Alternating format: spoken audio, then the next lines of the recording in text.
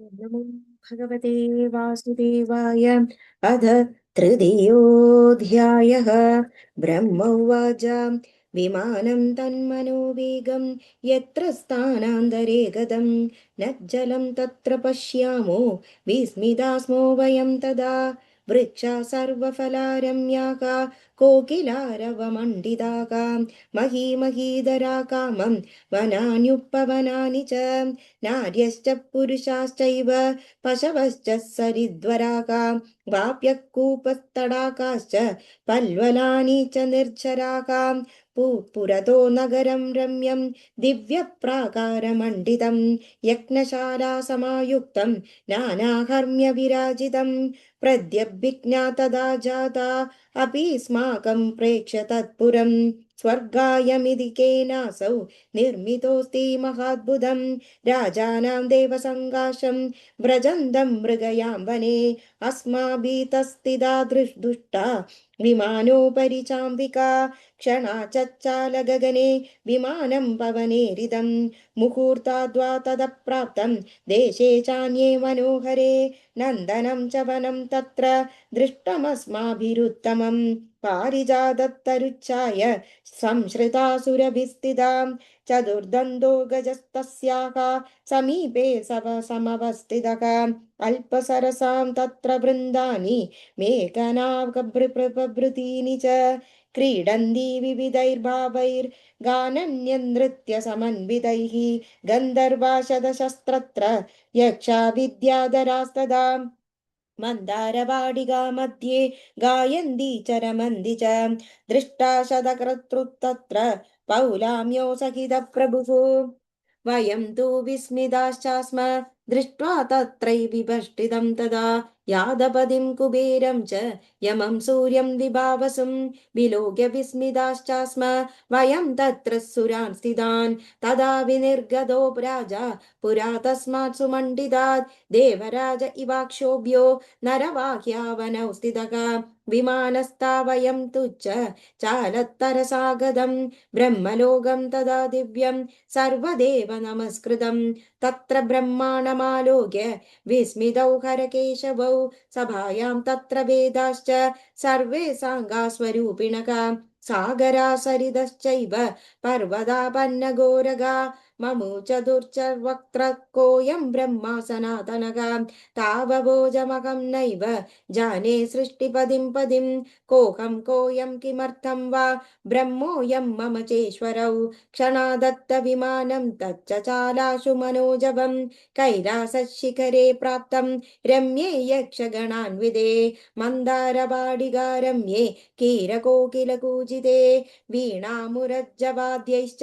नादिदे सुगदे शिवे यदा प्राप्तं विमानं तत्तदैवत्सदनाद्भुतात् निर्गतो भगवान् शंशुर्वृषारुण्डश्रीलोचनः पञ्चाननो दशभुजः कृतः सोमार्धशेखरः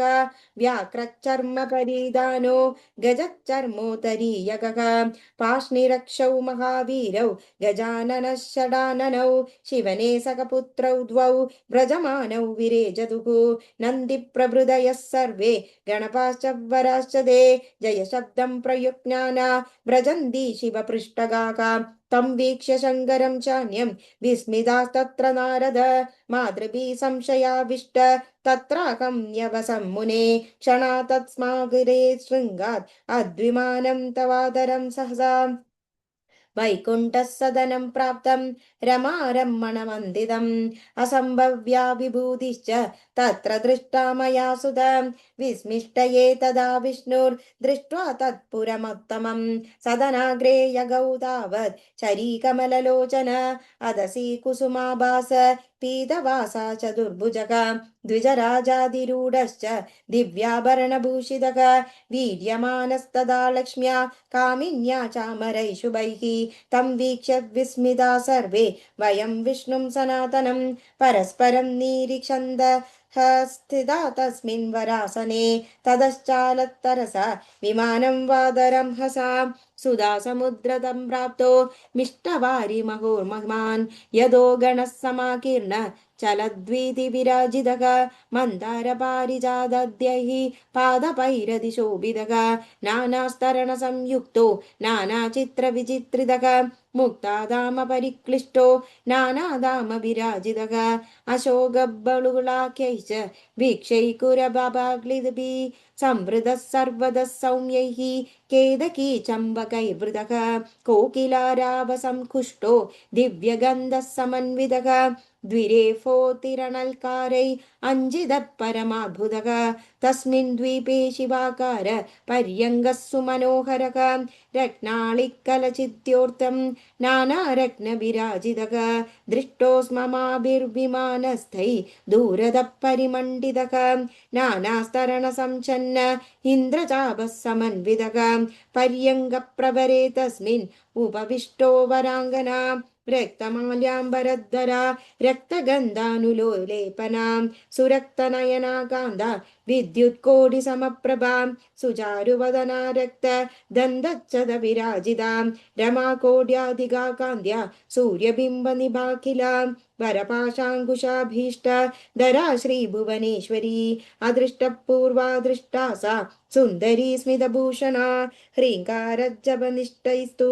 पक्षिवृन्दैर्निषेविता अरुणा करुणामूर्तिः कुमारी नवयौवना सर्वशृङ्गारवेश्याढा मन्दस्मितमुगाम्बुजा उद्यत्पीनकुजद्वन्द्व निर्जिताम्बोजकुट्मला नानामणिगणाकीर्ण भूषणैरूपशोभिता कनकाङ्गदयेयूर किरीटपरिशोभिता कनकच्चीचक्रताडङ्ग विडङ्गवदनाम्बुजा हृल्लेखा भुवनेशीति नामजापपरायणैः